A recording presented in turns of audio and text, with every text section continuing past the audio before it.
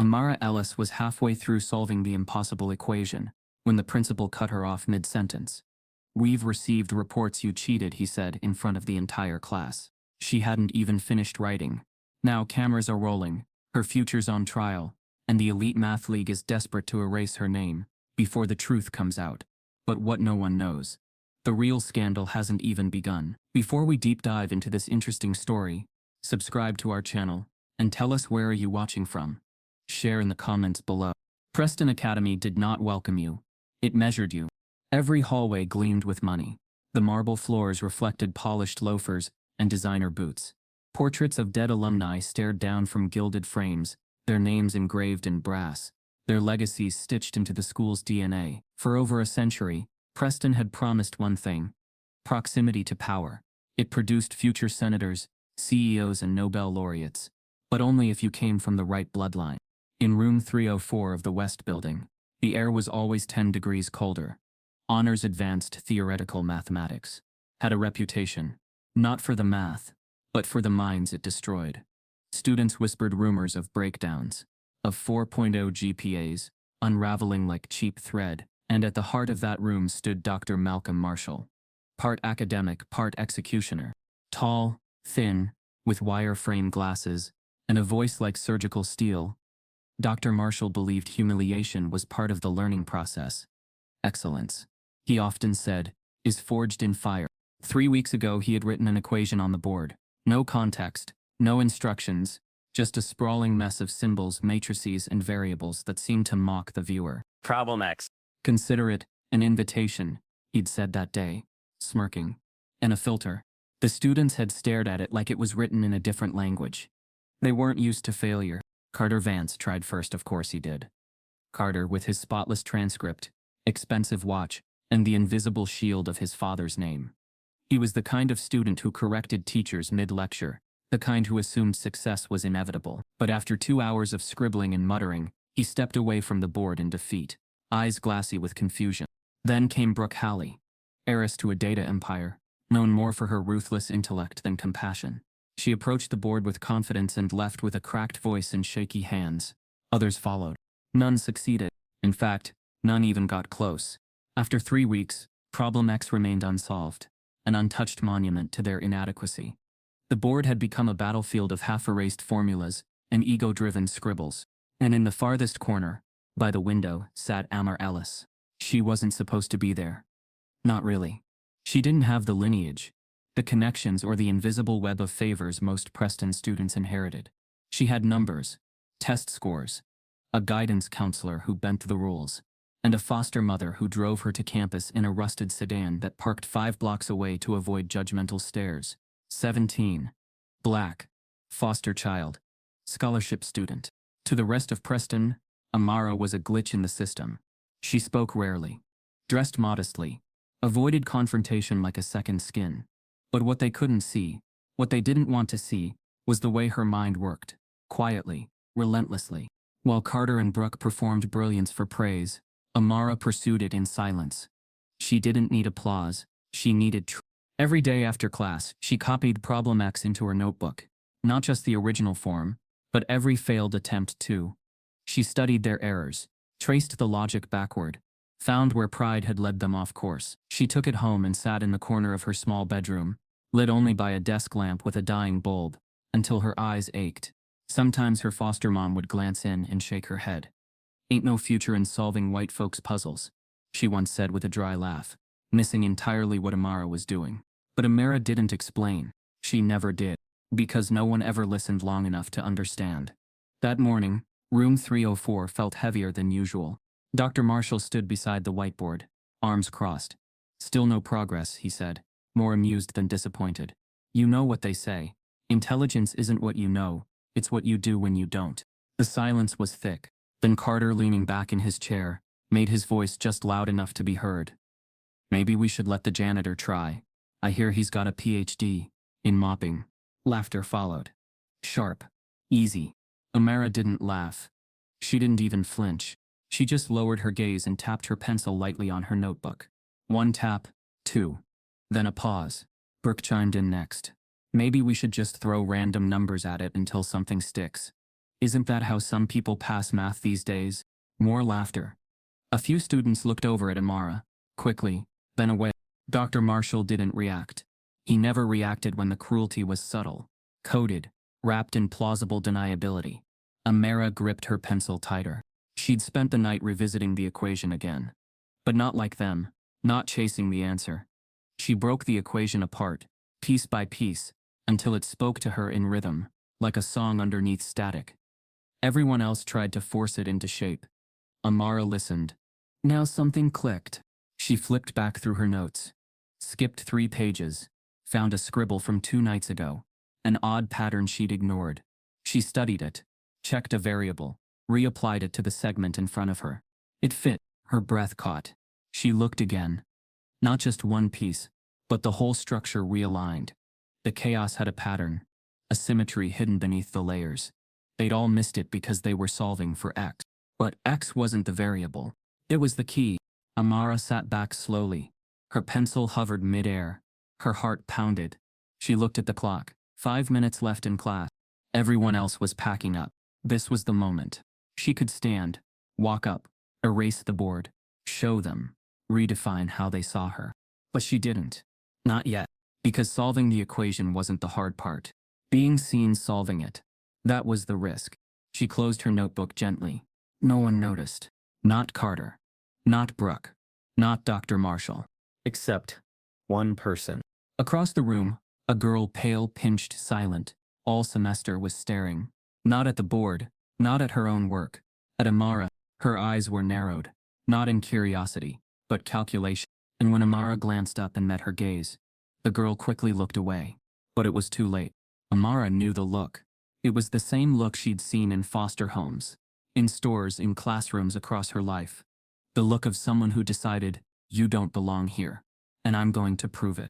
As the bell rang, and students filed out, the girl remained seated, her eyes still locked on Amara's bag. Then she quietly pulled out her phone, and started typing something fast. Amara Ellis didn't arrive at Preston Academy with dreams of shaking up the system. She arrived hoping not to be noticed. It was easier that way. Safer. Long before she stepped through the cold, manicured gates of Preston, she had already learned how dangerous it could be to stand out in the wrong place with the wrong skin, especially when you had no one to catch you, if you fell. Adopted at age 7 by a well-meaning white couple from Connecticut, Amara's world split in two the moment she left the group home. Her new neighborhood had wide lawns, big fences, and neighbors who watched her more than they greeted her. The Ellises, Meredith and Grant, wanted to help. They wanted to give her a chance. But Amara had learned early that their brand of kindness came with conditions. Quiet dinners, polite speech, no talk of race, and certainly no reminders that she wasn't like the other girls on the block. In elementary school, she was the only black student in her class. In middle school, she was still the only one in advanced math. By the time she reached Preston, nothing about her was new, except the silence that followed her everywhere. No one told her she didn't belong. They didn't have to. They simply ignored her. Not with cruelty, not with slurs, but with the sort of trained indifference that cut deeper than words. Teachers praised other students even when Amara's answers were more accurate. Group projects were assigned before she could find a partner. Hallway glances slid past her like she wasn't even there. In advanced theoretical mathematics, she had sat in the back row for months. No one asked her name. No one asked her anything. And Amara let them. Because attention came with expectations. And expectations in a place like Preston were always attached to scrutiny. It was safer to observe, to collect the pieces of the world they lived in, without stepping on its glass floor. Still, every day she felt the pressure building, like living inside a bubble that might burst with the wrong breath. Dr. Marshall never said anything overt, but his bias leaked through in his tone. In the subtle way he challenged Amara more aggressively, when she did raise her hand, which was rare. Once, when she corrected an error in a proof, he didn't even look up. We'll revisit that later, he'd said dismissively. Then he praised Carter for repeating the same correction 5 minutes later. It wasn't just Marshall. In the school library, students would sigh when Amara sat nearby, then move after a few minutes. At lunch she sat alone. The cafeteria buzzed with conversation, but none of it ever reached her table. Even the black janitor avoided eye contact, like proximity might cost him something. And yet Amara endured it all, in silence. Because silence was safer than anger. She had seen what happened when black girls expressed frustration in schools like this. They weren't passionate. They were aggressive, not confident, but loud. And every incident was marked down in their record, whether spoken or not. So she became invisible, and in doing so, she survived. But survival came at a cost. Each day, a little part of her chipped away. Not from the overt racism, but from the erosion of mattering. Back home, things weren't easier. Meredith tried, in her own awkward way. She read articles, followed diversity blogs, and occasionally said things like, "You know, Kamala Harris is so inspiring," but her efforts felt like bandages on a wound she refused to name. Dinner conversations were scripted. "How was school?" "Fine." "Anything exciting?" "No." Then silent. Grant, her foster father, didn't try at all. He buried himself in his work, or the nightly news, and often responded to Amara's presence with an absent nod or the occasional disapproving glance when she wore her natural hair out instead of braided. Once, Amara caught him watching a news segment on race protests. He shook his head and muttered, "All that noise doesn't help anyone." She had turned away before he noticed her standing there. She'd learned to shrink herself around him. Shrinking kept the peace, and peace was the only thing that kept her going. But something shifted the night before she decided to speak. After discovering the hidden pattern in Problem X, Amara barely slept. She kept her notebook open until nearly 3 a.m., scrawling equations, double-checking work, redoing calculations from scratch. Her brain buzzed with clarity. Everything clicked. The solution didn't feel like a guess. It felt like a revelation. She sat back in her chair staring at the answer like it was a doorway. Maybe it was finally time. Not to show off. Not for validation. But because the truth deserved air. No matter who delivered it. She barely spoke a word that morning. As she walked into room 304, she felt the familiar chill. Carter and Brooke were already there, whispering in hushed tones about college applications and internships their parents had set up. The room filled, and once again she sat in the back unnoticed. Dr. Marshall entered late. "Still no resolution on Problem X," he said, tapping the board with theatrical disappointment. "A tragedy." Laughter again. "Can't win them all," Carter quipped. Then Amara's hand went up. Slow, deliberate, and for a moment the entire class paused. Eyes turned. Even Dr. Marshall raised an eyebrow. "Yes, Miss Ellis," she said. She stood, notebook in hand, and walked to the board. No one stopped her. Not out of respect, but confusion. Amara erased the chaos left by previous attempts. The chalk squeaked. The air held its breath. She started writing. Clean lines. Precise steps. Her handwriting firm. Carter leaned toward Brooke, whispering. Brooke stifled a laugh. Amara didn't look back. She filled half the board in silence. The room remained still, as if caught between skepticism and curiosity.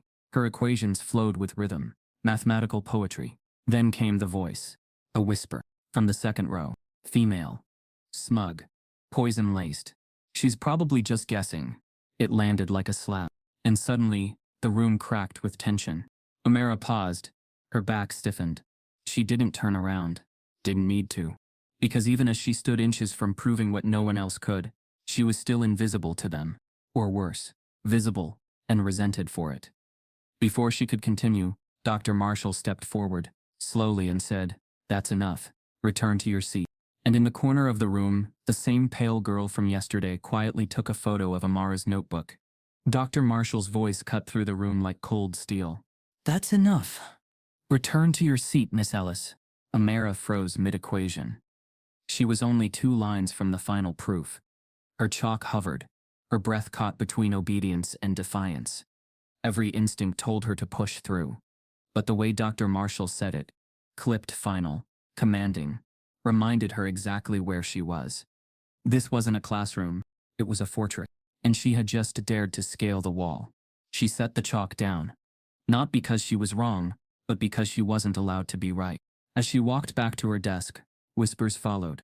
She really thought she was about to solve it? Pretty bold for someone who's barely passed under the radar all year. Dr. Marshall let her play teacher. The chalk dust still lingered in the air, when Carter Vance leaned over his desk and muttered, "Cute trick, Ellis. Real creative copying." Brooke gave a tight smile. She probably found the answer online. People get desperate. Amara said nothing. She sat down, notebook still warm from the pressure of her fingers. She didn't cry. She didn't blink. But her knuckles whitened against the desk. Outside the classroom, the murmurs didn't die. They grew. Preston Academy's math league wasn't just an extracurricular. It was a pipeline. Winners of the regional qualifiers often ended up in Ivy League programs, sponsors, internships, scholarships that made six-figure tuitions disappear. To be on the math league roster was to be seen, and to win meant the system accepted you. But the system wasn't built for everyone. The names at the top had been there for years. Vance, Halley, Rothschild, DeWitt, children of senators, CEOs, judges. Amara's name wasn't just absent, it was unthinkable. When Dr. Marshall quietly posted the latest quiz results online, that Friday, a ripple spread across campus. Out of nowhere, Amara Ellis had scored second highest, 1 point behind Carter. 1 point. The backlash was immediate. She must have cheated. There's no way. No one even knew she existed until this week. I bet Dr. Marshall gave her the answers. Affirmative action is real, y'all. Screenshots of the score were shared in private group chats. Memes circulated, some subtle, some not. A popular Instagram story joked, "When the diversity hire beats your legacy score." It was taken down, but only after it had been screen recorded and shared to 3 group chats. Even the faculty wasn't immune to the whispers. At lunch, 2 teachers in the staff room were overheard saying, "It's just odd, don't you think? From invisible to genius overnight? She's bright, sure. But that kind of jump? Something's off." What none of them knew was that Amara had been scoring just below the radar for months. High enough to stay in the class, low enough to be ignored. She never asked for extra credit, never challenged a grade. She had played their game by their rules. And now they were moving the goalposts. Monday morning, Amara arrived to find her locker vandalized. Not spray paint. That would have been too obvious. Instead, a single sheet of paper taped to the door, a screenshot of her quiz score, circled in red, with the word lucky typed underneath in block letters. Subtle. Calculated. She pulled it down without a word. Later in class, she found her seat slightly wet. Not spilled water. A deliberate smear of something thick and sticky. Under the desk. Gum. Lip gloss. Something meant to ruin her clothes if she sat without looking. She cleaned it silently. Again, no one said a word. No one had to. The final blow came midweek. An anonymous tip reached the faculty board. A claim that Amara had used AI tools to complete the quiz. That she had somehow bypassed school firewalls. That she had accessed unauthorized materials. The source? Unknown. The evidence? Non-existent. But in Preston, accusations didn't need proof. They just needed plausibility. And Amara didn't have a legacy to shield her. The summons came Thursday. A crisp note slid under her dorm room door. "Principal Harrington would like to see you. 9:15 a.m. sharp. Please bring your school-issued laptop." Amara read it twice, her heart sinking. She didn't need to guess. She knew. This was it. The quiet unraveling. When she walked into the administration wing the next morning, her steps felt heavier. Not from fear, but from weariness. A weariness she didn't have words for. The kind that came from being studied like a threat for simply breathing too loud. The receptionist didn't smile. "Go right in." The door creaked open. Principal Harrington, silver-haired, pinstriped and polished, sat behind his oak desk like a judge awaiting confession. Amara entered. But he wasn't alone. To his right sat a thin woman with angular glasses, a tight bun, and a laptop already open. "Amara," Harrington said, folding his hands. "This is Miss Weiss. She's here on behalf of the Academic Integrity Board." Amara's throat tightened. "Please," Miss Weiss said without looking up. "Hand me your laptop." She hesitated. Harrington's tone sharpened. "It's standard procedure." She placed the device gently on the desk. Her hands shook, not from guilt, but from knowing exactly how this would look, how it was meant to look. "We received a concern," Miss Weiss began, scrolling quickly, "about the validity of your recent performance in honors calculus." "No evidence yet," Harrington interjected, hands raised in fake fairness. "But it's unusual. Dramatic academic jumps often trigger reviews, especially when they—" He paused. Amara stared at him. "When they fall outside the expected trend lines," he finished. She nodded once, jaw clenched. The silence stretched. Clicking filled the room. Weiss typing. Harrington watching. After a few minutes, Ms. Weiss looked up, We'll need to keep the device, and you're to refrain from participating in any math league-related activities until this review concludes. But I'm not in math league, Amara said softly. Weiss smiled without warmth. Exactly. As Amara turned to leave, Harrington added, "Oh, and just so you're aware, Carter Vance and his father have also raised concerns. He'll be joining us shortly." Amara froze mid-step. Because Carter wasn't just a student, his father sat on the school's board of governors. And now they were making this personal. The room felt colder when Amara left it. Not because the temperature had changed, but because something fundamental had shifted in the air. In that office, with Principal Harrington's careful smirk and Ms. Weiss's rapid keystrokes, Amara had stepped into a quiet war, one she had never signed up for, but one that had clearly been brewing long before she walked into room 3. They weren't investigating her. They were burying her. That afternoon, she received an official notice via school email. You are temporarily suspended from all extracurricular academic activities pending a formal inquiry by the Academic Integrity Board. You may attend classes but must not participate in math league, tutoring or advanced academic workshops until further notice. She hadn't been in math league. Now they made it seem like she tried to be. A few hours later, she noticed something worse. Her online academic profile, a portal only visible to faculty and administration, showed a red flag next to her name. Under academic standing, it now read, provisional, under review for potential misconduct. She stared at the screen. Her heart thudded. They weren't waiting to prove guilt. They were building the appearance of guilt. Each step, each subtle mark was another crack in her record. Something future colleges would accidentally discover. Something they could point to and say, we had concern. The next day, whispers followed her through the halls like shadows. In chemistry, 2 students shifted their chairs slightly away from hers. In English Lit, her teacher barely acknowledged her. But the worst came during lunch, when she passed Carter and Brooke at their usual corner table. Carter looked up and smiled like a predator. Told you it wouldn't last, he said to no one in particular. Some kids just don't know their place. Brooke added, loud enough for Amara to hear. I still can't believe they thought she did that on her own. A few others laughed. Amara didn't respond. She walked past them, fists clenched, jaw locked, every muscle screaming to speak. But she knew better. At Preston, anger from someone like her wasn't righteous. It was dangerous. The final blow came Friday morning. Amara arrived early to the library to print an assignment. When she logged in, the librarian paused, then frowned. There's something strange, she said, tilting her head toward the screen. You might want to talk to IT. On her record, now accessible from the student portal, 2 new files had appeared. One was a document titled Amara Essay Draft Autogen.cox. The other, Math Quiz Solutions GPT. Neither were hers, but they were time-stamped under her login credentials. Uploaded late at night, on a school IP address. Her stomach dropped. She opened the files. The essay was a clumsy AI-generated piece with obvious formatting errors. Robotic and vague. The math quiz solutions looked like an answer key pulled from a prep site.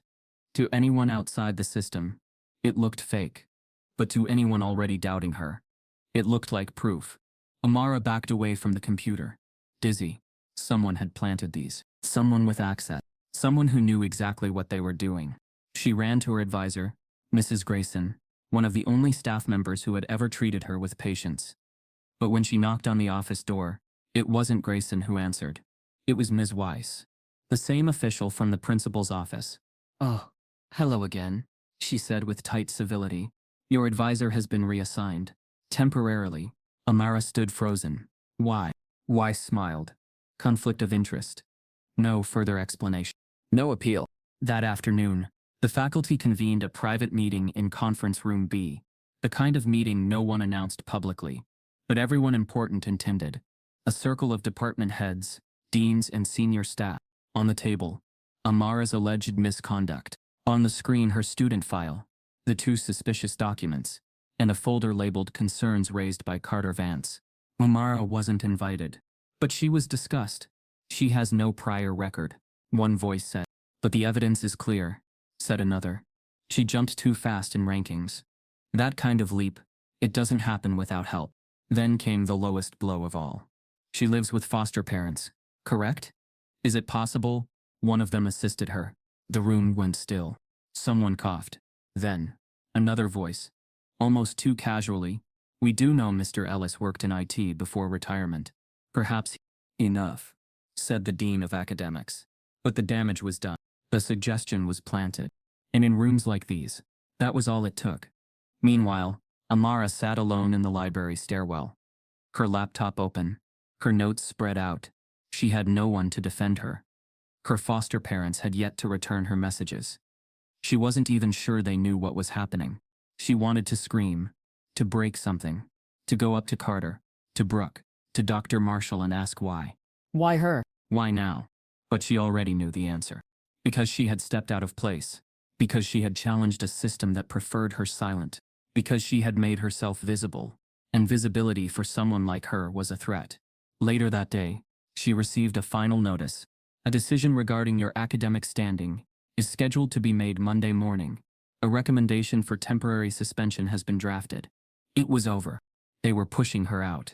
Her dreams, scholarships, universities, the future she had fought for, slipping away under the weight of lies she couldn't even defend against. But just as the faculty prepared to finalize the suspension, the conference room door opened slowly. A voice, dry but strong, echoed from the hallway. "Before you make that mistake, I'd like a word." Every head turned. There stood an older man in a faded gray suit, holding a thick folder under his arm. Dr. Kingsley, the long-retired math professor they had quietly replaced years ago. And he wasn't smiling. The conference room stilled at the sound of his voice. "Before you make that mistake, I'd like a word." Heads turned toward the doorway, startled. There stood Dr. Vernon Kingsley, a name many in the room hadn't heard in nearly a decade. He stepped forward slowly, a manila folder tucked under one arm, the lines on his face worn like a roadmap of battles lost and survived. Kingsley had once been Preston's rising star, a mathematical prodigy who lectured at MIT before he turned 30, whose research once put Preston Academy on the academic map. But brilliance wasn't protection. His downfall came quiet. One too many confrontations with the board, one too many mentions of systemic bias in a donor-funded institution, and he vanished from the staff listings. No tribute, no send-off. Now he walked into the room like he'd never left. "You're not faculty anymore," Principal Harrington said, masking irritation with a bureaucratic calm. "This is a closed inquiry." Kingsley's gaze didn't waver. "Which makes me the only one in this room without anything to lose." No one spoke.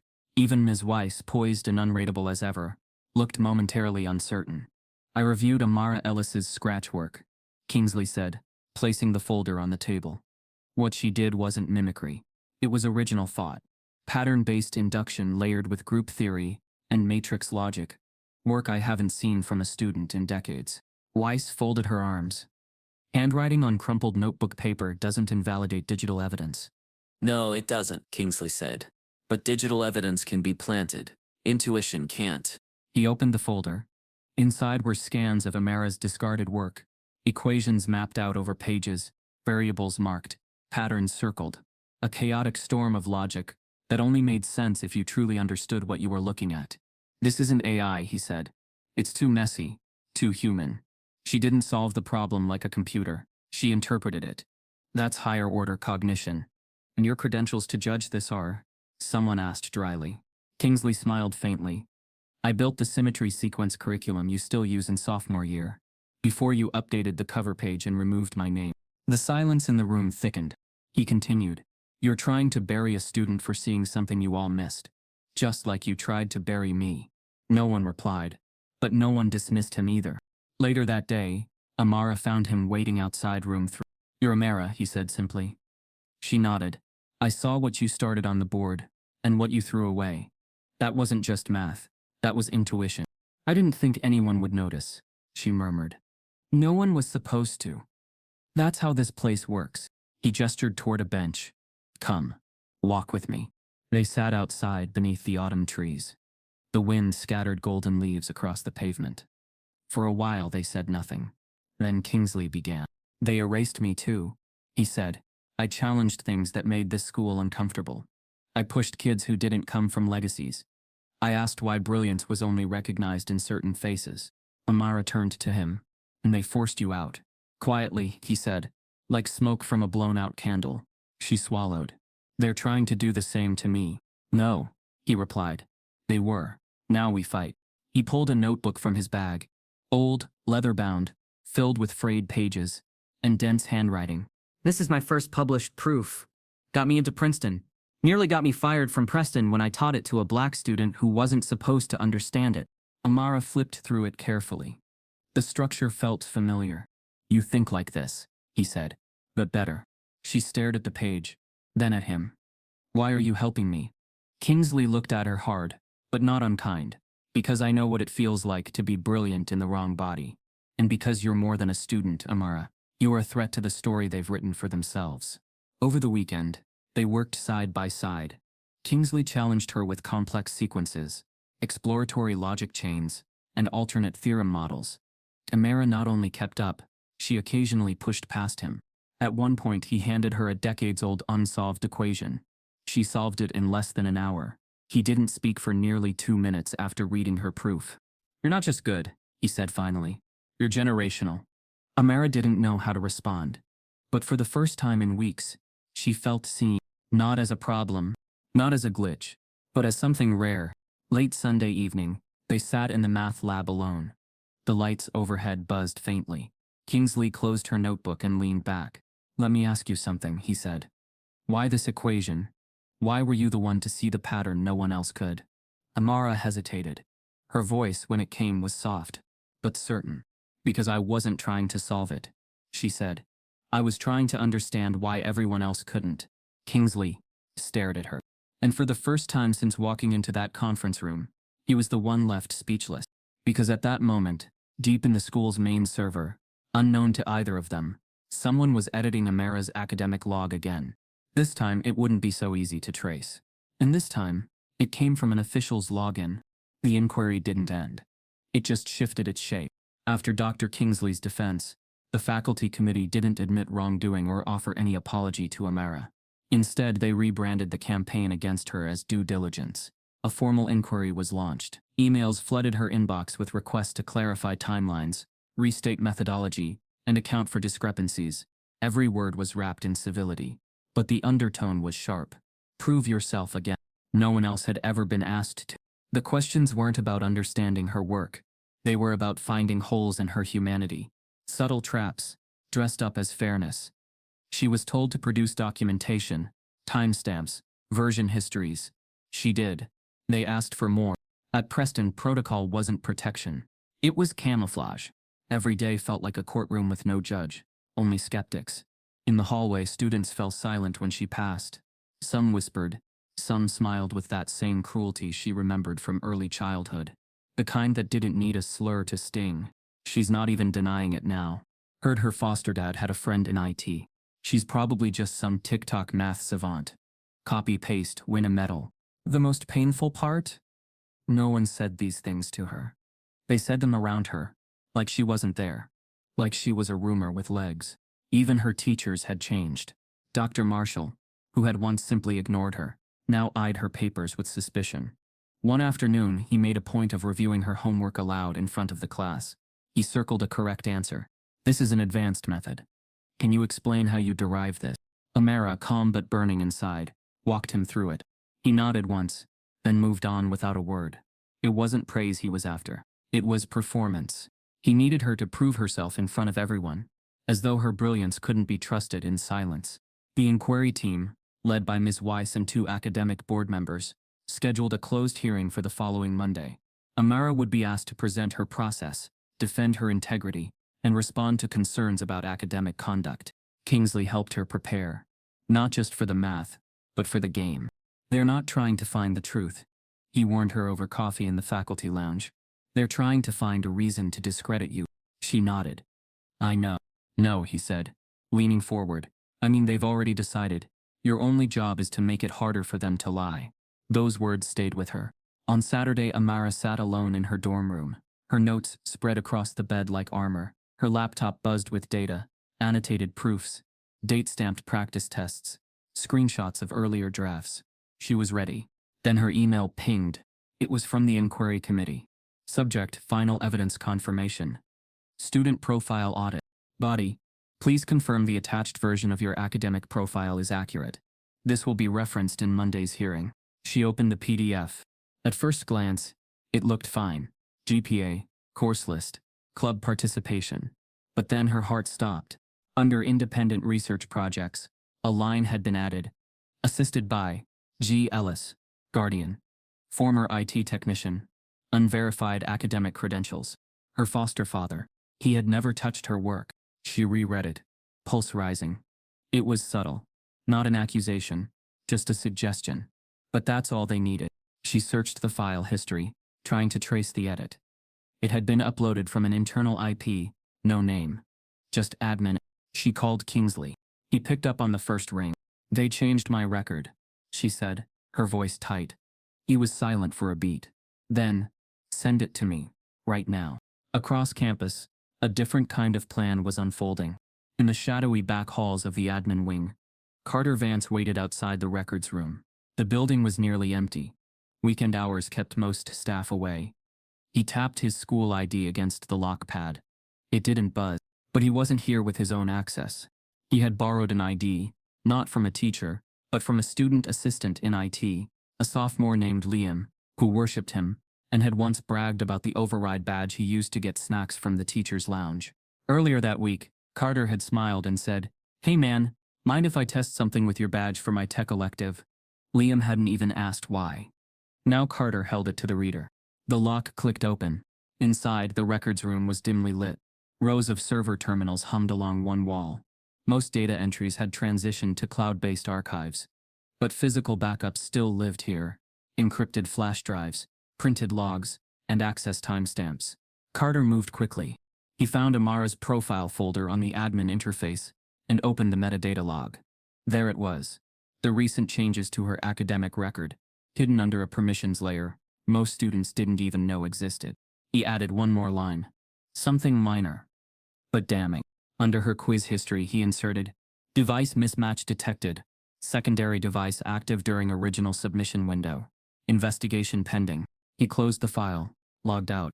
The edit would look like it came from within the system, from a staff machine. It wouldn't prove guilt, but it would introduce doubt. And at Preston, doubt was the same thing as guilt. If your skin made you expendable. Back in her dorm, Amara paced. Kingsley had confirmed what she already suspected. The edit had been made using an admin clearance level.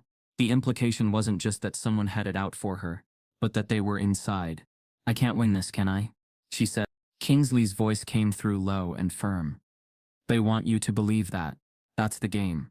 But I've seen students walk through fire and still come out whole. What you're doing isn't just survival, Amara." She sat down. He continued. "It's resistance." But as Amara finally shut her laptop to rest, a new notification appeared. A system alert. "Your device was flagged for irregular activity. Please report to the technology department immediately." And in the corner of the screen, a flashing red icon, unauthorized secondary login, detected. It had begun, and someone was making sure she wouldn't survive the hearing. The order came dressed in neutral language, but it might as well have been a sentence. 1 question, 1 hour, 1 room, no devices, no notes. A single evaluative exam to assess academic validity. They called it a measure of fairness, but for Amara, it was something else entirely. It was a cage. She didn't ask questions.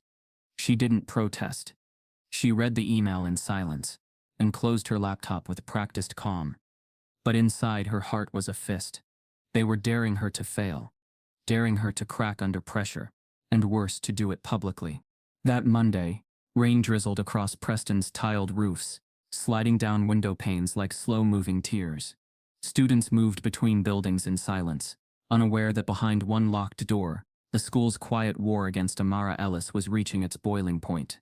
She walked the corridor, flanked by 2 staff members, one from the academic board, the other from IT security. The message was clear. This wasn't just a test. It was surveillance. She passed familiar faces, but no one looked her in the eye. Even the few students who once offered polite nods kept their gaze lowered. She was radioactive now, too visible to support, too dangerous to defend. Outside the testing room stood Dr. Marshall, clipboard in hand, posture rigid as a soldier. His voice was calm, but clipped. "You'll be presented with 1 composite question," he said, avoiding her eyes. "Drawn from material covered this semester, with slight extensions into applied logic and real-time modeling. You'll have 1 hour to complete your proof." She nodded. No devices are permitted. The room has been swept for electronics. The exam will be recorded for documentation purposes. Another nod.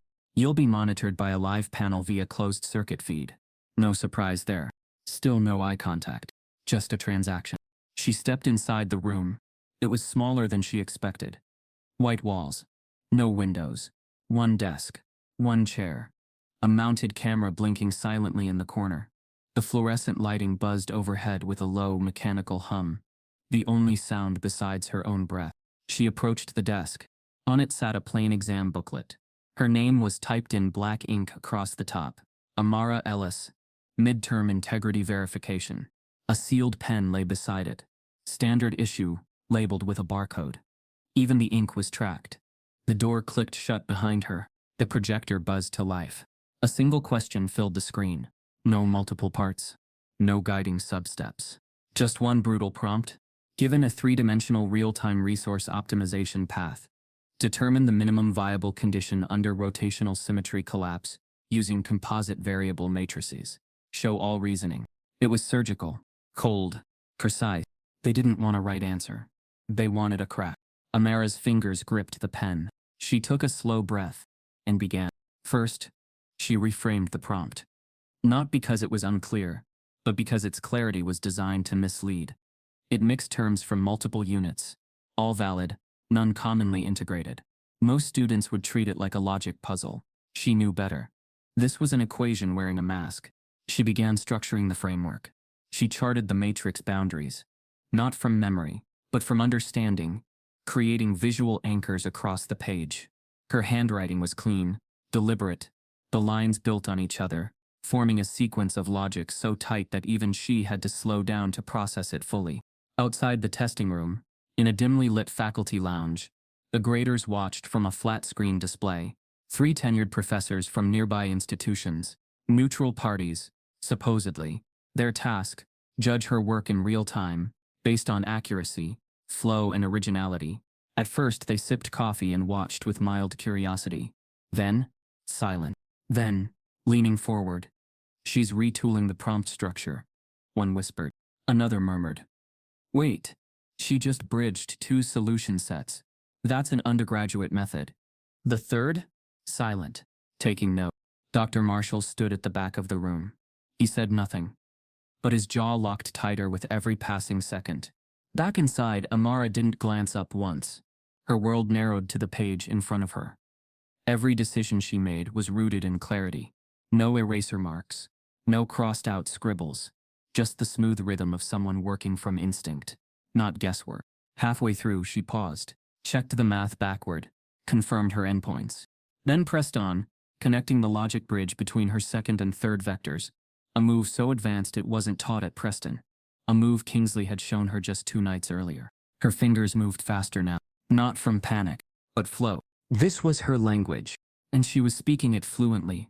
With 5 minutes left, she wrote her final line. Not in bold, not in triumph, just calm, precise, a quiet exhale. The page complete. She sat back, looked at the wall, and waited. When the timer sounded, she rose. No ceremony. No drama. She handed the exam booklet to the staff monitor, who entered with latex gloves and a sealable envelope. They logged the time, the booklet ID, the pen code. She was escorted out without a word. She passed Marshall again in the hallway. He didn't speak, but she caught it.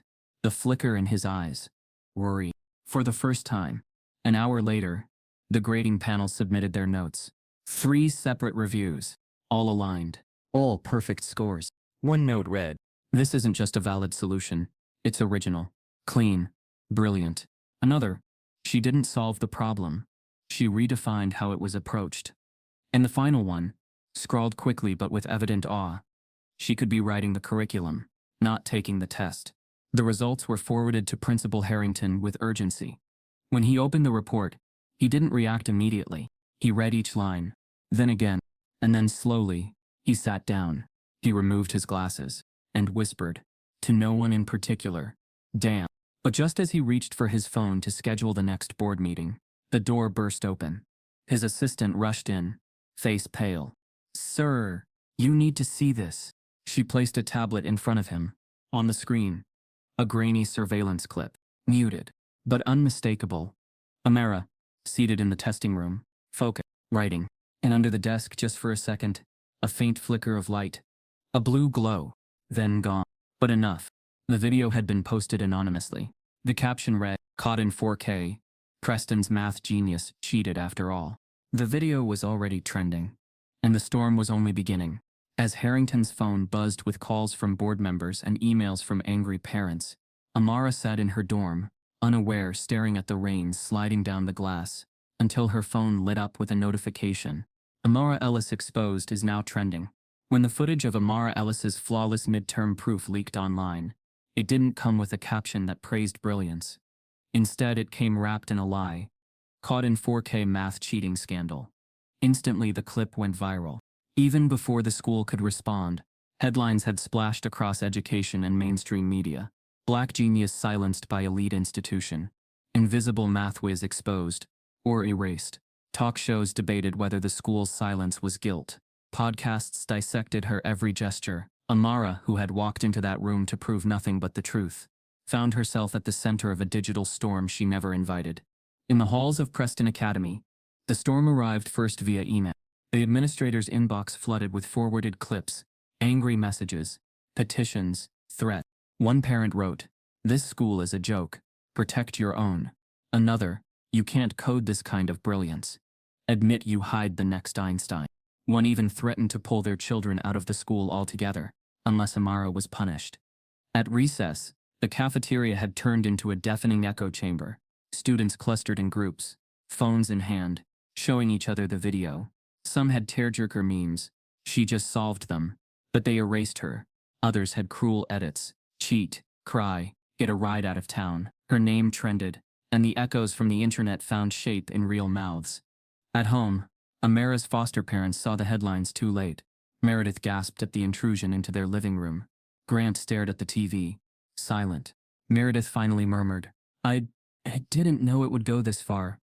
The TV anchor claimed, "A proud moment in American math may instead be a cover-up of the brightest mind this school never wanted." Amara didn't cry. She couldn't. The tears came silently later, in the dark, while the world roared around her. Inside the school, the faculty scrambled. Principal Harrington issued a brief statement, "An incident under review. We do not condone cheating or misconduct." A non-denial denial. Mr. Kingsley spoke in his quiet, deliberate way. "They're trying to drown insight with noise." But others weren't so cautious. One teacher whispered, "This is terrible PR." Another added, "If the board wants calm, they'll bury her faster than they unearthed her." And then the worst of it. The trolls arrived. Anonymous messages flooded the school's public profile. Typical social justice warrior. Go back where you came from. What's wrong with the system as she exists? They arrived at faculty emails too. Why don't you go check her grades? Maybe she faked them all. Black privilege. And one, chilling in its brevity. You'll regret letting her stay. Against this, Amara's school remained mute. The silence wasn't protection. It was a vacuum filled with fear. She sat in the auditorium that afternoon, listening to speeches about diversity values, inclusion statements, and coded empathy messages that felt hollow. They didn't name her. They didn't say her name. They spoke in abstractions. Meanwhile, her phone vibrated relentlessly. DMs from strangers, news outlets, even students from other schools asking if she was okay, if they could host her on their podcasts. She stumbled out, phone in hand. The world outside her dorm seemed loud, threatened, obsessed. Then the message arrived. Late at night, private, unlabeled sender. It read, "Shut this down." No signature, no email, just those 6 words. But she recognized the voice, not from the school's admin, but from a different office, the alumni board, and not just any alumni. One of the most powerful, someone with influence. Ties to the donors, to the board, someone who could make life at Preston easier, or irreversibly harder. The screen blurred as she stared at the message. Shut this down. That wasn't a request. It was a threat. Amara's finger hovered over the report button. In the next breath, her roommate's voice broke through the door. Are you seeing this too? The alumni? The roommate asked, breathless. And when Amara nodded, her roommate's next words were even more shocking. They just announced a scholarship in your name. Full ride. National. But it's either that or you disappear from the school's sight forever. The battleground had shifted. Would she accept a lifeline or be erased from the institution altogether? Preston Academy prided itself on order, not justice. Reputation, not truth. And when Amara Ellis's name became too loud to ignore, the school's most powerful voices didn't gather in classrooms, or in the open, where accountability lived. They met behind closed doors, far from the public eye, and called it concern. The PTA's special session wasn't listed on any official calendar. There were no student representatives. No press. Just 28 parents. All white. All influential. All furious that the image of Preston was cracking. And all convinced that the fracture came from one place, Amara. The conference room inside the donor hall buzzed with tension. Leather chairs, bottled water, a spread of croissants, untouched on the side table. Principal Harrington sat at the head of the table, flanked by Vice Principal Reun and the Director of Student Affairs. They had walked into the room prepared to defend school policy. They quickly realized that wasn't enough. "This is unacceptable," barked Roger Vance, Carter's father. "This girl has hijacked the entire institution. Our sons are getting less press than a foster student with a math hobby. She's not even one of us," a mother said flatly. "She's a PR disaster." Another nodded. "And a security risk. The threats, the media, what if it escalates? What if protests start? We're already trending." A soft-spoken woman chimed in, smiling, as if her suggestion were a kindness. "We don't need to punish her. We just need to relocate her." Quietly. That word echoed. Relocate. It wasn't new. It had been used for generations, to move the problem out of sight. From neighborhoods. From schools. From history books. They didn't say expel. That would make the school look reactive. They didn't say punish. That would imply she was right. No, the preferred word was placement. As in, we're considering alternative placements that better suit her educational path. Or, we want what's best for her future, just not here. It was racism, with a polished finish. And Harrington, sweating under his collar, said the one thing he believed would calm the storm. "Let me talk to her. Off the record. There are options we can propose." The next morning, Kingsley stood at the edge of the math wing, jaw clenched. "They're trying to buy you out," he told Amara, voice low, eyes sharp. "They'll offer you a full scholarship, framed as opportunity, not exile." Amara didn't speak for a long time. Her eyes drifted toward the window, where other students laughed over coffee, completely untouched by the whirlwind she lived in. Finally, she whispered, "Wouldn't it be easier to just go?" Kingsley's voice turned iron. "That's exactly what they're hoping for. But if I stay, they'll keep trying to break you." She looked down. "I'm already cracked." He stepped closer. "Then don't let them finish the job." But the pressure outside the PTA's chambers was no quieter. In the days following the leaked footage, Amara's name became currency. Traded across group chats, reduced to memes, dissected in ways she couldn't control. Some students whispered support, but only behind closed doors. No one stood beside her publicly. At lunch, entire tables emptied when she walked in. In chemistry, her lab partner asked to switch groups, citing personal discomfort. The librarian stopped smiling when she checked out books. Even teachers grew distant. Dr. Marshall now corrected her answers more aggressively. Miss Penrose gave her a 0 for lack of participation on a day she hadn't spoken, the same day she'd been publicly doxxed on Twitter. Every corner of her school life was under siege, and no one stopped it. But it didn't stop there. It followed her home. Meredith Ellis, her foster mother, was the first to receive a phone call. Unlisted. Voice distorted. "May, we know where you live," he said. Click. No explanation.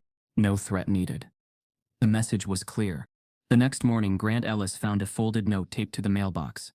"She's not your kid. She's your mistake." Inside the house, silence grew thick. Meredith, once proud of Amara's achievements, now begged her to leave Preston. "They won't let up," she said. "Not until something terrible happens." "They already are," Amara replied. Meredith reached across the table, desperate. "You're 17. You have your whole life ahead. Don't let this ruin it." Amara met her eyes. "Then why does it feel like they're the ones ruining it?" Even Grant, usually stoic and distant, finally spoke. "You want to prove something?" he said. "Prove you can survive. And sometimes survival means knowing when to walk away." But Amara wasn't just surviving anymore. She was resisting. Even if it hurt. Still, the fatigue set in.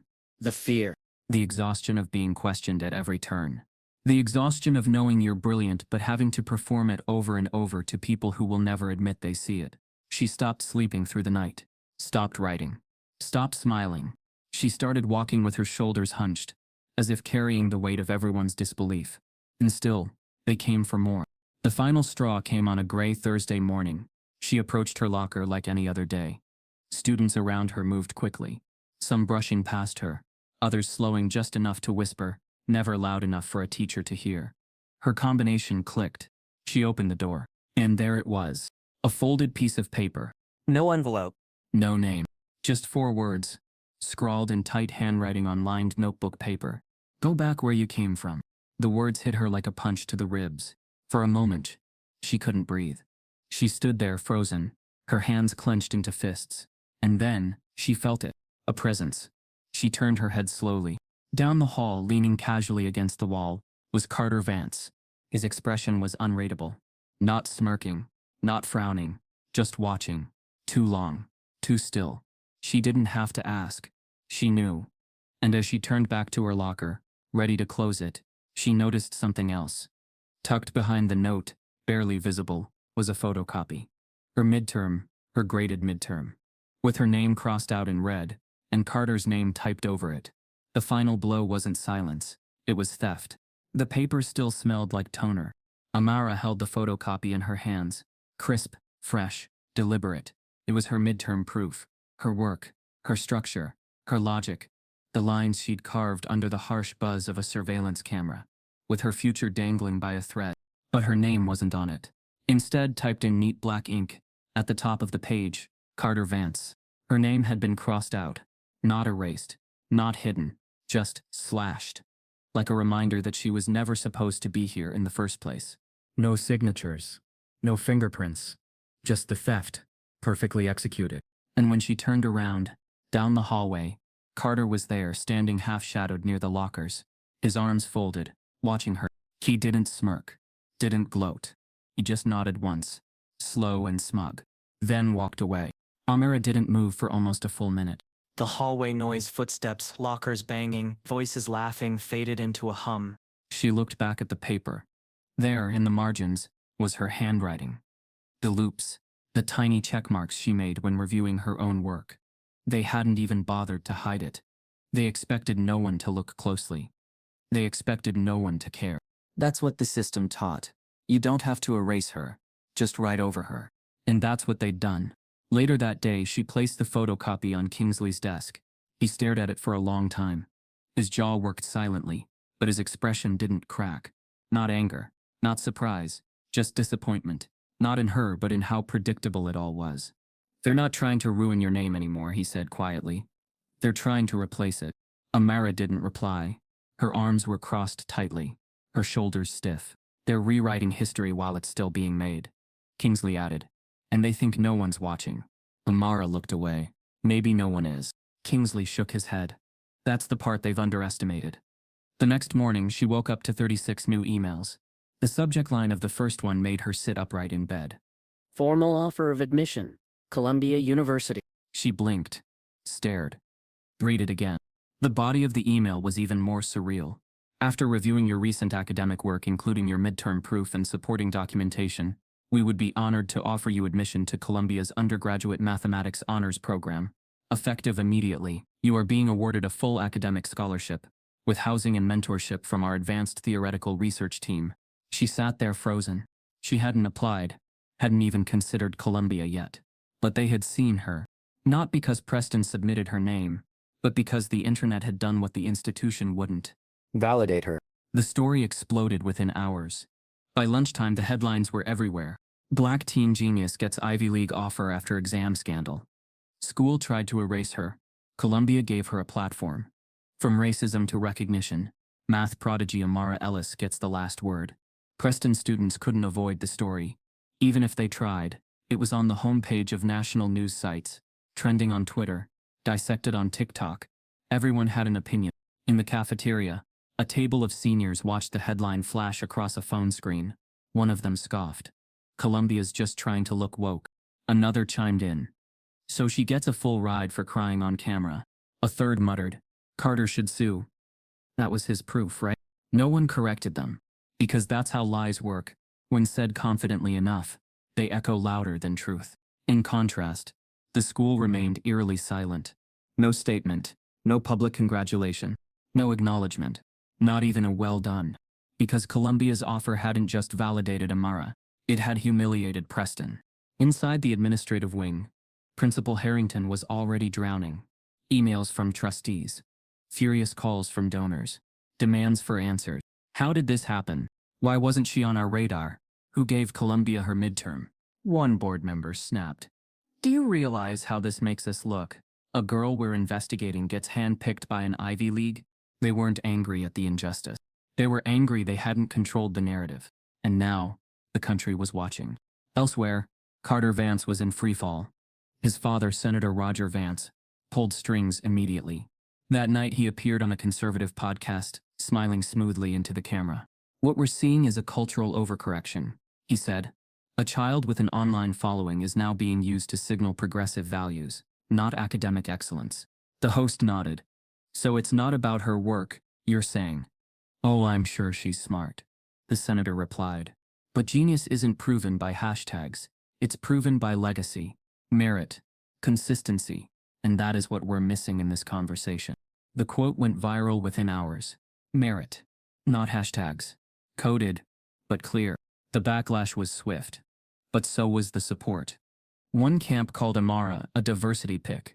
The other called her the future. Amara, meanwhile, stayed silent. That evening, Kingsley sat with her in the quiet of the math lab. No students, just the hum of fluorescent lights, and the silence between battles. You've been given a gift, he said. A full ride. A fresh start. No more surveillance cameras. No more locker notes. Just peace. Amara looked at the acceptance email again. It glowed on her screen, like a doorway. But her fingers didn't move. She didn't click accept. She didn't delete it either. She just stared. And whispered, Why do I feel like I'm running? Kingsley leaned back. Because you are, he said. And there's nothing wrong with that. You've earned rest. But if I leave, she murmured, they win, don't they? He sighed. It's not your job to fix this place. But maybe it's my job to finish the story. Kingsley studied her, and then reached into his satchel, pulled out a small padded envelope. Inside was a flash drive. What is this? She asked. My work. The original version. Before they buried it. The research that got me blacklisted by the board. You'll understand why it matters, once you read it. She turned it over in her hands. It was worn, faded, but felt heavy with purpose. You're not me, he added. You don't owe Preston anything. But I owe me, she said quietly. And I owe every girl who's going to sit in that seat after me. The next day, the school hosted its annual Legacy Honors Assembly, a celebration of achievement, a parade of names. Carter Vance was the final honoree, introduced as the face of Preston's academic excellence. He walked onto the stage to polite applause. The principal smiled too wide. The board members beamed in relief. No mention of Amara. Not even in the footnotes. No one said her name, but it was on everyone's mind. Especially when, halfway through Carter's acceptance speech, a notification buzzed across the phones of half the auditorium. A tweet from Columbia University's official account. We are honored to welcome Amara Ellis to our mathematics honors program. Genius can't be denied. It only needs to be seen. With a photo of Amara, standing on campus, holding a Columbia hoodie, smiling. Except she wasn't there. The photo was taken weeks ago, during a summer STEM tour she'd forgotten even happened. But the timing? Perfect. The silence in the auditorium was deafening. Carter faltered mid-sentence. Principal Harrington blinked. The applause dried up like rain in the desert. After the ceremony, Amara stood outside the school, the late afternoon sun warming her face. Her phone buzzed endlessly in her pocket. Journalists, influencers, think tanks. She ignored them all, until one message appeared, from Columbia's Dean of Admissions. Looking forward to welcoming you. But know this, if you stay at Preston, we'll hold your spot. You've earned that choice. And just like that, the door was still open. Not a trap, not an escape, a choice. Hers. Finally. That night, Amara opened her laptop. Clicked decline offer. But then stopped. Her cursor hovered, and instead, she opened a blank document. Titled it, Rewriting the Equation. Because she wasn't done yet. And Preston had one more lesson to learn. The air inside Preston Academy had shifted. The day after Colombia's public endorsement of Amara, the school felt different, not louder, not angrier, just watchful. Whispers chased her through hallways, glances sharpened in her direction, and students, those who had once pretended not to see her, now saw too much. She wasn't invisible anymore. But visibility came with a cost. Because just as Amara stepped forward into light, someone else prepared to twist her reflection. Carter Vance wasn't used to losing. Not grades. Not headlines. Not the story.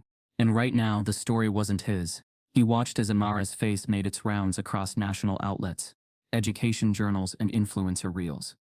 Her quiet defiance had outshone his polished reputation. His legacy honors recognition was drowned by Colombia's spotlight, and no matter how hard the administration tried to push back, public perception was slipping through their fingers. So Carter rewrote the story. Not with rage. Not with accusation. With subtlety. It began with a post. Carefully worded, staged, and smirkingly casual. A photo of Carter in a blazer standing beside a whiteboard, filled with symbols. Caption: always proud to support rising minds. Grateful to have shared ideas with Amara Ellis this semester. Collaborative thinking is what math is all about. Leadership, mentorship, legacy. It didn't say he solved it. It didn't need to. The subtext was surgical. I was there. I helped. She's brilliant. But I shaped her. The response was swift. Local media picked it up first. Then alumni blog.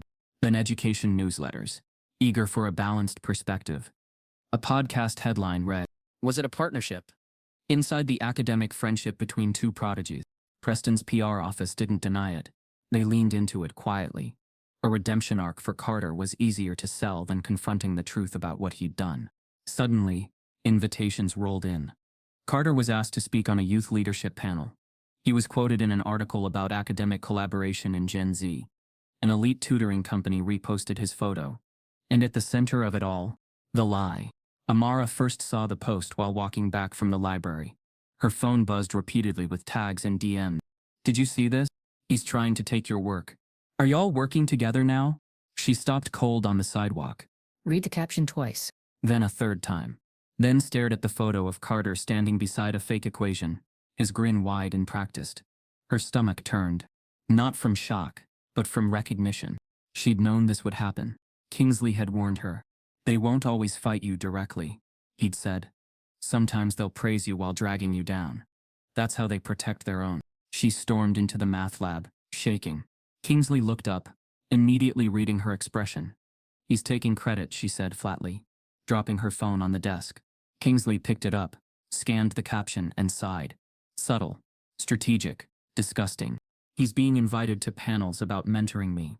Kingsley leaned back in his chair. They want to believe it. Amara's eyes narrowed.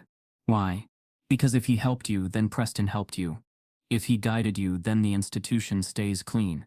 It lets them honor your brilliance without acknowledging their failure. She sat down hard. They're laundering my genius through him, she muttered, and pretending it's generosity. The next morning, Carter doubled down. He gave an interview to a student-run newsletter. It was framed as a piece on unity. I've always believed in collaboration, he said smoothly. Amara has such a unique approach. I'm proud to have spent time talking theory with her. Some of those late-night brainstorming sessions really shaped what we both ended up turning in. No one questioned him. No one reminded him that Amara always sat alone, that she never spoke to Carter in class, that his support came only after the cameras showed up. No one asked Amara. They just printed his version. And for the first time in weeks, she wanted to give up. She met Kingsley in his office that night, her voice low, eyes rimmed red. What if I just walk away? He didn't interrupt. What if I go to Colombia and let them have this place? Let him win the story? Kingsley folded his hands. Then they write you out. They turn your proof into a footnote. And 10 years from now, people will believe he was the reason you got there. Her throat tightened. Why does it always take proof for people to believe we're smart? She whispered. They don't ask him for footage, for verification. But me, every breath, every answer, every thought needs a timestamp. Kingsley's voice dropped. Because your brilliance threatens the lies they tell about themselves. She looked up. He leaned forward. Don't walk. Fight. The next day someone did. Not Amara. Not Kingsley.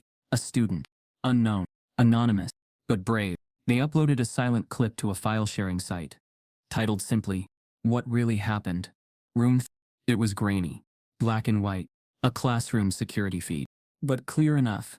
It showed Carter sitting at his desk during the infamous midterm. Bored slouched, texting under the table. Then, 5 rows back, Amara. Focused. Alone. Working non-stop.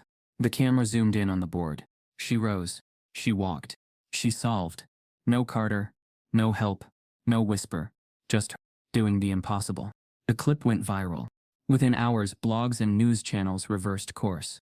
Headlines changed. The lie unravels.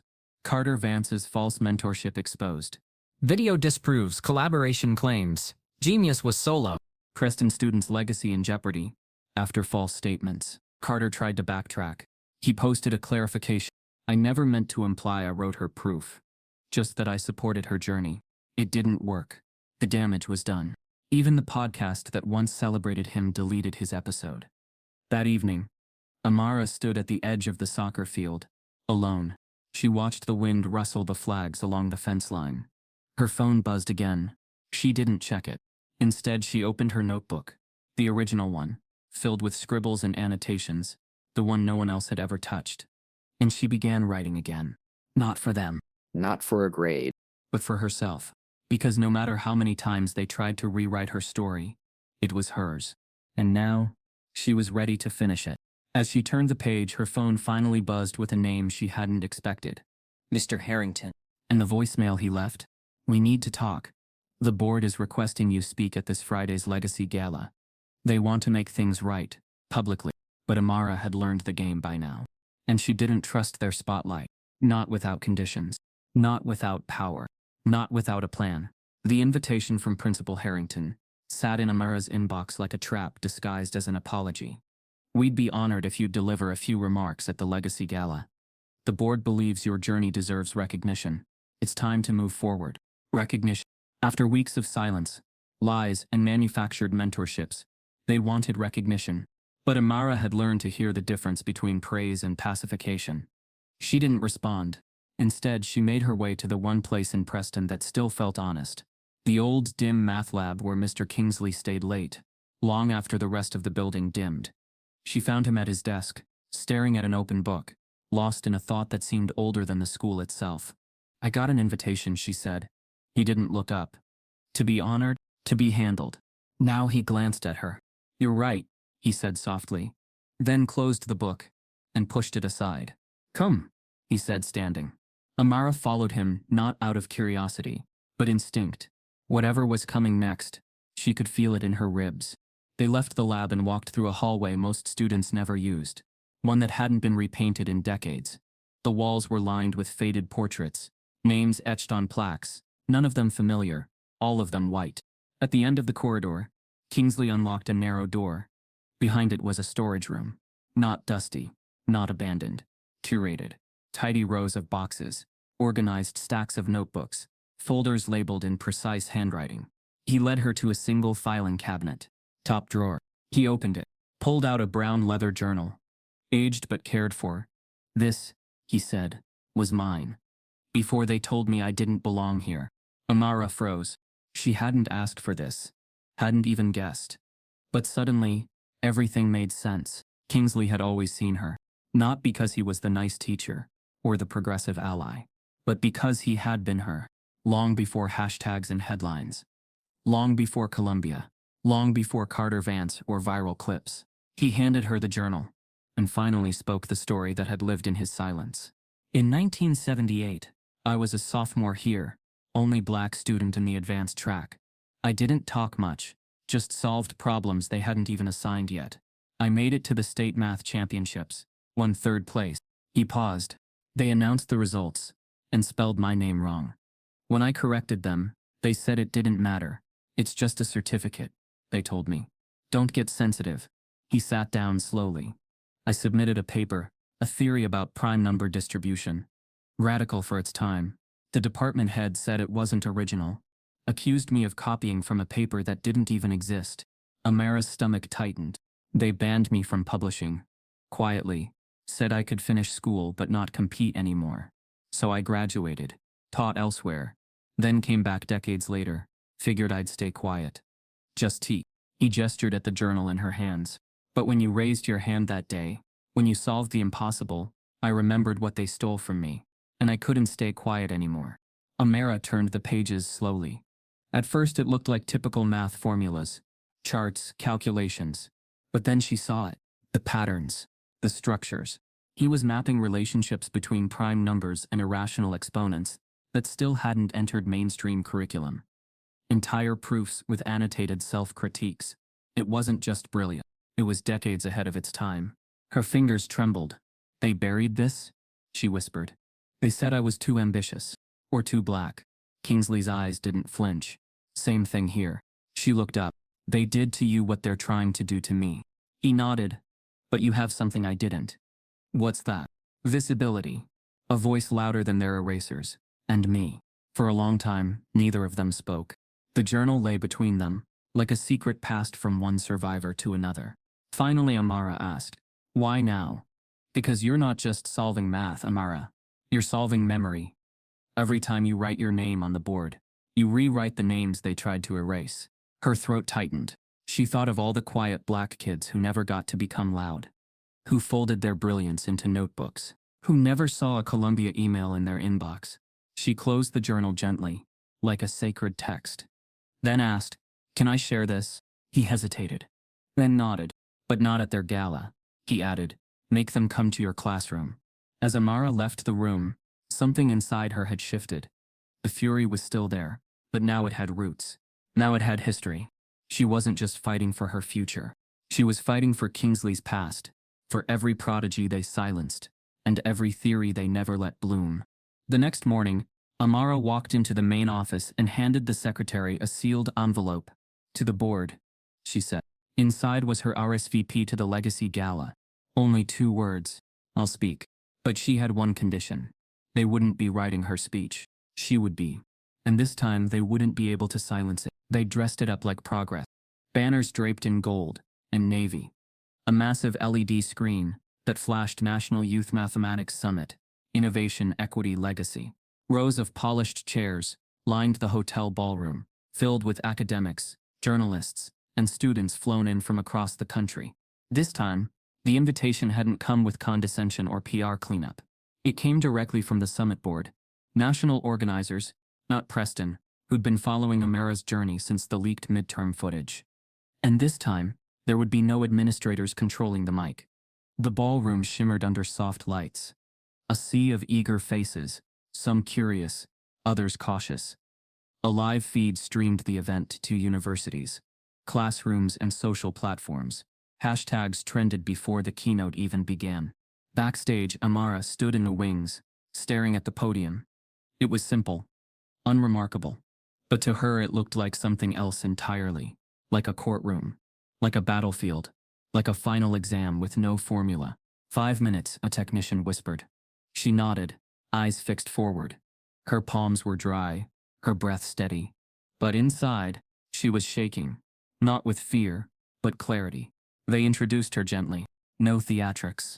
Just her name and the phrase, a student whose integrity sparked a national conversation. As she stepped onto the stage, the lights washed over her. She couldn't see the faces anymore. Just shapes, shadows, and the distant flicker of phones. But she knew they were watching. Not just the people in the room, but everyone who had doubted her. Everyone who had questioned if her brilliance could exist without a white hand guiding it. Everyone who asked, did she really do that herself? Instead of, how did she see what no one else could? This speech wasn't for Preston. It was for every version of her they tried to erase. She stood still. No note cards. No slideshow. Just memory. I never set out to prove anyone wrong, she began. I just wanted to prove what I already knew to be true. Her voice didn't waver. Growing up, I was always quiet, not because I didn't have anything to say, but because when I did speak, people looked surprised. Like intelligence was something I was borrowing, not something that belonged to me. The room was silent. Even the cameras seemed to stop breathing. They told me I was lucky to be at Preston, lucky to be in advanced calculus. Lucky to even be considered. She paused. But luck doesn't write proofs. Luck doesn't see through equations no one else can crack. And luck doesn't survive being erased. Now her words turned sharper. I wasn't celebrated for solving the equation. I was investigated, accused, threatened, framed. Not because I was wrong, but because I wasn't supposed to be right. A murmur moved through the crowd. Amara took a breath, then said what no one else had dared to say on a stage like this. What they feared wasn't my mistake. It was my accuracy. She didn't cry, didn't pause for applause. She just kept going. They said I cheated. Then they said I got help. Then they said I got lucky. Every version of my success had to be filtered through their comfort, not my truth. She stepped slightly forward. My name was crossed out. My ideas stolen. My voice quieted. But I stayed. I didn't run, because my presence wasn't a privilege. It was earned. And then she gave them something they didn't expect. My teacher, Mr. Kingsley, once told me that silence isn't always peace. That sometimes survival means breaking a cycle. She reached into her pocket, pulled out a small worn journal. This belonged to him, a black student, decades ago, silenced by the same system. He solved equations that are only now being studied, but they buried his work, because they couldn't bury his mind, so they buried his name. She held it up. And I won't let that happen again. The room stayed hushed. Some faces softened. Others turned rigid, especially in the corner where two Preston board members sat, jaws tight. Amara closed the journal slowly, then said, calmly, redemption doesn't come from awards or apologies. It comes from truth, from restoring the names that history tried to lose. A pause, one last breath. I'm not the first they tried to erase. I just refused to disappear. Applause didn't explode. It rose, slowly, as if people needed to swallow what they'd just heard. And then the entire room stood. Not out of guilt, not out of shock, but out of recognition. They had seen her, not as a trend, not as a token, but as a force. And for the first time, Amara allowed herself to feel something deeper than defiance. Pride. She stepped off the stage, heart still pounding, 1,000 eyes still on her. She didn't rush, didn't look back, until she heard a voice. Soft told her. Amara? She turned, her breath caught. Standing at the edge of the crowd was a man she hadn't seen in nearly 10 years. It was her biological grandfather. The one she thought had disappeared. The one who, according to what little she'd been told, had been a mathematician in the 1960s, whose name had also been left off a landmark research paper. And in his hand, a photo of her mother. As a little girl, the once familiar corridors of Preston Academy felt surreal, where proud portraits of long-dead benefactors once smiled down on students with entitlement. Only empty frames remained, ghosts of reverence erased. Now the walls were alive with more meaningful memory. At the center of the revamped STEM wing, the centerpiece proclaimed a quiet revolution, the Ellis proof, written in her unmistakable handwriting, without apology or diminishment. Beneath the flowing script glowed the dated plaque, originally solved by Amara Ellis, 2025. Unassisted, uninvited, undeniable. For anyone who had ever tried to stop her from being seen, the statement was final and unflinching. The change didn't come easily. It took weeks. A scathing audit revealed decades of legacy bias in the Math League selection system. Students chosen based on name, not ability. Damaged emails and internal memos, describing students like Amara as disruptive diversity cases, leaked publicly. Donor outrage and criminal complaints followed. The school's Math League board was quietly dissolved. Legacy students in elite math programs found themselves put on pause, awaiting direction. 3 prominent faculty members were let go. 2 retired, a third once the head of selection issued a public apology and resigned. Amara didn't watch it all happen. She didn't clap at a board meeting or flash a victory smile. She let the truth do its work. Columbia University kept its invitation open, but the path she chose led her back to Preston's halls this semester, not as a visitor but a mentor. In the fall, Columbia invited her back, not as a student, but as a visiting lecturer. The halls were packed with distinguished professors, and students crowding the front row. When she spoke of her theories and of Kingsley's suppressed journal, it was not titled impressive for her age, but simply profound. Her research idea, sparked by those dusty journal pages, became a new discipline in theoretical math. With professors lining up to collaborate, Amara never sought the spotlight. But when it found her again, she stood ready. A year after her viral midterm, she entered room 304, where the first tremors of history had begun. The room felt the same, seventh-floor building noise outside, chalk dust that always lingered in the air, and the faint hum of an ancient projector above the board. But there was something new, a row of fresh faces in desks, clustered in anticipation. Amara stepped in calmly. The students turned. Some recognized her instantly, pulling back in awe. Others blinked because she was not their quiet scholar. She walked to the front, paused, smiled, said, "Good morning, I'm Miss Ellis." Her voice didn't crack. It carried the weight of everything that had happened, and of everything she refused to let defeat become. Today we'll explore recursive sequences, non-linear systems, and some problems they once called unsolvable. No student scoffed. No one behind her snickered, because now her name held power and promise. She uncapped a marker and wrote, "Ellis Method. Day 1. The emptiness of the board echoed with meaning. Outside, a new banner reflected light through the hall windows. Preston Academy, evolving, one proof at a time. A nod to history, and to moving forward. As the students leaned into lesson time, pencils poised, a voice at the door caught her attention. Amara turned. Standing there, hesitant, bright-eyed, was a boy new, nervous, maybe transferred, holding a backpack that swallowed half his frame. "Ms. Ellis?" He cleared his throat. "They said I transferred here late, that you help people like me." Amara's heart fluttered, not from nerves but from clarity. "Come in," she said, and as she walked him inside, she thought, this was the proof, gone full circle. She may have once been erased. Now, she was the door. As they walked further into the classroom, Amara looked at the students around the room again, and recognized someone familiar, the girl from the back row, who first stared at her when she paused mid-equation. The same girl who had taken a photo before whispers erupted. She was sitting there now, head down, but looking up at Amara with something between respect and regret. Amara paused, and the question flickered in her mind. Had one of them finally decided to see her? Years passed, not quickly, but meaningfully. Time at Preston Academy didn't stop though for a while. It felt like everything had. What had once been a rigid academic fortress, polished, prestigious, and quietly exclusionary, had shifted. The corridors still gleamed, the lockers still clanged, but beneath the surface, something had settled differently. Something deeper than policies and plaques, a recalibration of who was allowed to matter. The change wasn't cosmetic. It wasn't a rainbow poster in the hallway, or a diversity statement read once a semester. It was curriculum. It was acknowledgement. It was Amara Ellis's theorem being taught to every incoming student.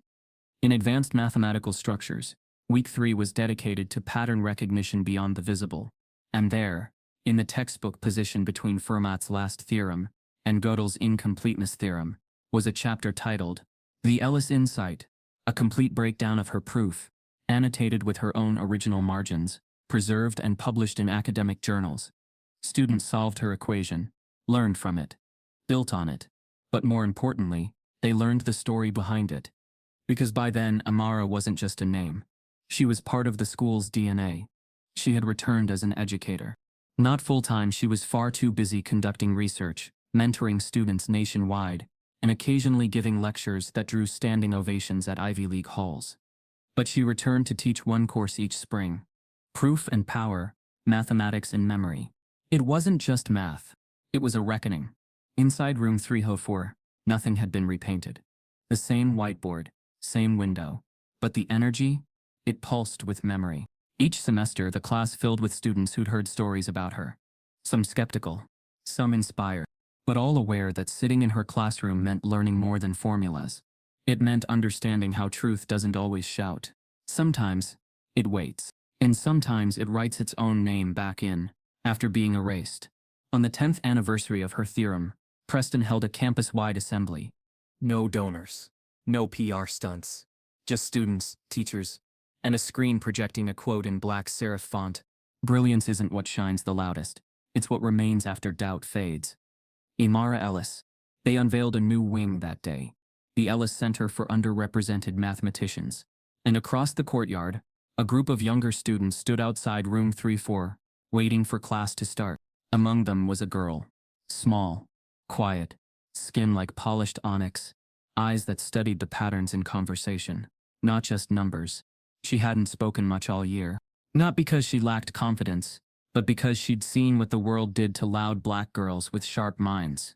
So she chose silence, observation, waiting for the moment when it was safe to be fully seen. Inside the classroom, the substitute teacher, a visiting grad student, began the warm-up exercise. On the board was a question inspired by Amara's earliest work. A complex structure. Clean, logical, but not obvious. The class fell into thought. Pencils tapped. Pages turned. Whispers started. Then, quietly, a chair creaked. The girl with the dark eyes raised her hand, slowly, deliberately. The room turned toward her like planets pulled to a gravitational shift. She didn't flinch, didn't drop her hand. The substitute nodded. Yes? She stood, tucked her braid behind one ear, then said softly, I think you're looking at it from the wrong angle. You're assuming the axis curves left, but if you adjust the anchor to accommodate variable symmetry, a pause, you'll get the Ellis pathway. The room froze. The substitute blinked. She walked to the board and rewrote the equation with precision, not as a guess, but as someone who recognized something invisible to others. As the room buzzed with realization, the camera angle, if this were a film, would slowly pan upward, past the chalked symbols, past the students' faces, until it landed once again on the inscription just above the board. Originally solved by Amara Ellis. And next to it, newly engraved, smaller but glowing, legacy is the work we leave behind. That clears space for the voices who come next. The bell rang.